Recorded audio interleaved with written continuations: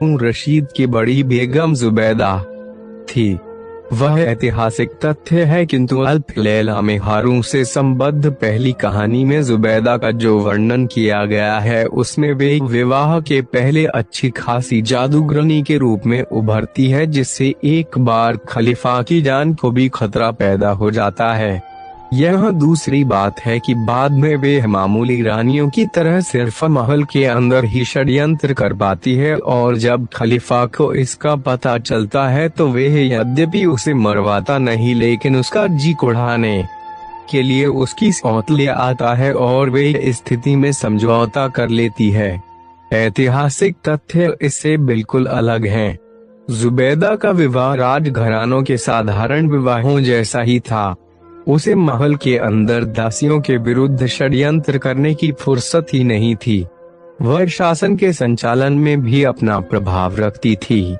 जाफर बरमकी को हारून ने उसी के भड़काने से मरवाया था। जाफर को प्राण दंड दिए जाने का अल्फ लैला में कहीं उल्लेख नहीं है। इस ठेठ राजनीतिक घटना से कहानी की लोकप्रियता, रोमांचकता खत्म हो जाती। अब यह देखिए कि अल्फ लैला से हमें मध्यकालीन पश्चिम एशिया के जीवन की कौन सी झलकियां मिलती हैं। चूंकि यह लोक कथाकारों की रचनाएं हैं, इसलिए इनमें उस राजनीतिजन्य कृत्रिमता की संभावना नहीं है जो राज्याश्रित विद्वान इतिहासकारों के लिए आवश्यक हो जाती है। अतएव ये वर्णन अधिक विश्वसनीय हैं। सबसे पहले निगाह जाती है धार्मिक विश्वासों पर। कथाकार और श्रोता दोनों मुसलमान थे, इसलिए हर जगह इस्लाम का प्राधान्य दिखाई देता है। हिंदुस्तान के वर्णन में सारा समाज मुसलमान दिखाई देता है, यहाँ तक कि बंगाल यंत्र चालित घोड़े की कहानी में भी, जिसे हिंदुस्तान से अलग समझा गया है, राज परिवार मुस्लिम ही है और संभवतः प्रजा में भी गैर मुस्लिम लोग लगभग नहीं के बराबर हैं। हाँ, श्रीलंका में सिंदबाद की कथा तथा एकाध जगह और मूर्ति पूजकों का उल्लेख जरूर मिलता है। ज्ञातव्य बात यह है कि इन कहानियों में अरबों तथा मूर्ति पूजक लोगों में कोई संघर्ष नहीं दिखाई देता। इसका एक संभव कारण दक्षिण भारत में अरबों का प्रवास हो सकता है। उत्तर भारत में मुस्लिम आक्रमण तुर्किस्तान और अफगानिस्तान ही से हुए, जिनका अरब मानस पर संभवतः कोई प्रभाव नहीं पड़ा। दोनों जातियों में राजकीय स्तर ही पर से ही पूर्ण सहयोग और सौहार्द दिखाई देता है। कहानियों के मुसलमान नायकों का धार्मिक संघर्ष केवल अग्नि पूजकों से होता है। मुसलमान राजाओं के राज्यों में भी अग्नि पूजक दिखाई देते हैं जो अपने आराध्य देव अग्नि को मुसलमानों की बलि देते हैं, और तारीफ की बात यह है कि मुस्लिम शासकों को इसका पता भी नहीं चलता है, क्योंकि ये अग्नि पूजक यह काम बहुत गुप्त रूप से करते हैं। हाँ, उनका अपराध ज्ञात होने पर उनको जबरन मुसलमान बना लिया जाता है। अग्नि पूजक उस काल में केवल जरथुस्त्र मातावलंबी पारसी ही थे। उक्त धर्म में नरबले का कहीं विधान नहीं है।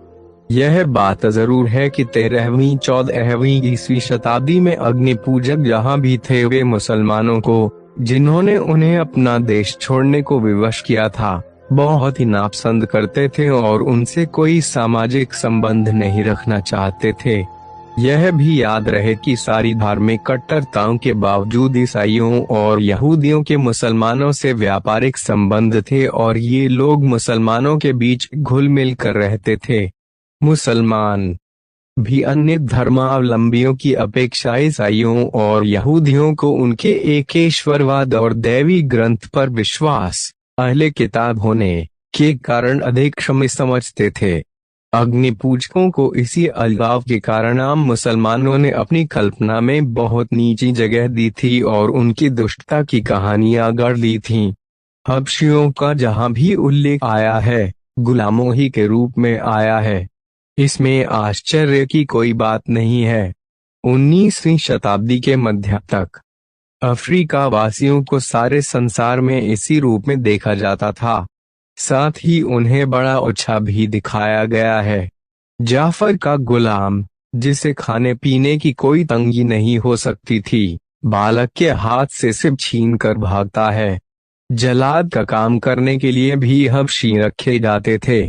ताज्जुब की बात यह है कि व्यभिचारिणी स्त्रियों की काम पिपासा शांत करने के लिए भी हबशी ही प्रयुक्त किए गए हैं। यूं तो गोरे रंग के गुलाम भी बाजारों में खूब बिकते थे, किंतु बेगमों को हबशियों के अलावा कोई पसंद ही नहीं आता था। यहाँ तक कि एक कथा मछुआरा और जिन में परम शक्तिशालिनी जादूगरनी मलिका अपने हबशी गुलाम पर ऐसी आसक्त दिखाई गई है कि उसकी लगातार खुशामद किया करती है और उस गुलाम के घायल और बोलने से लाचार होने पर बरसों तक उसकी शुश्रूषा करती रहती है।